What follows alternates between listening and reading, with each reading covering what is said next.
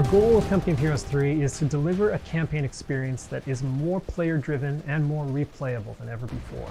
We want our missions to adapt to how you play, and we want them to feel different based on the choices you've made throughout your campaign. There is a lot of variety in what you're doing in each mission and what you're being tasked to do. So in some missions, you may simply need to force enemies out of an entrenched location in a defensive position. In others, you may be recovering valuable wrecked vehicles. You may be trying to raid and destroy enemy resources, destroy their munitions caches or fuel reserves. When a player starts a mission, we don't necessarily know what faction they're going to be, what company they've chosen, how much they've upgraded that company, and what units they've unlocked within it. So when we build the missions, we can't make any assumptions like that.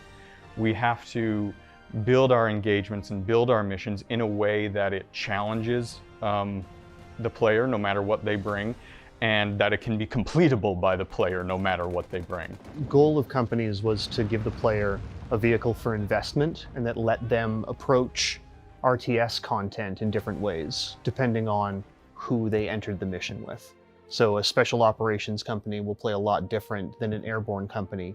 And then within the scope of what an airborne company is, depending on how the player chose to invest in that company and what skills and abilities they had unlocked, they could approach the problems of gameplay very differently. One of the major objectives we had with Code 3 AI is to make it more organic and emergent than previously done in Code 2. We set about creating a bunch of tools that give AI guidance to complete objectives and less scripted tools to directly instruct the AI to do certain objectives. We'll say a zone is labeled a defend zone or a hold zone, and the AI understands to bring units into those zones and then complete the objective.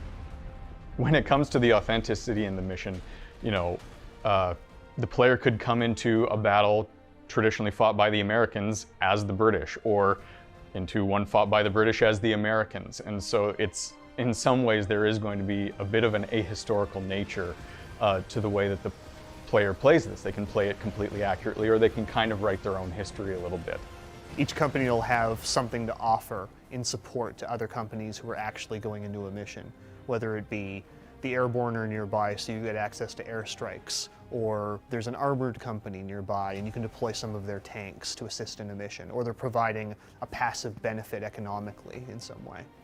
We've got missions that are focused around a single squad of engineers who has to recover and recrew a damaged tank and escape from behind enemy lines. We've got small missions focused around trying to assassinate a high-level officer and escape unscathed. So we want to tell these small stories, these small kind of human stories, in between these larger historical stories of massive battles taking place in iconic battlefields.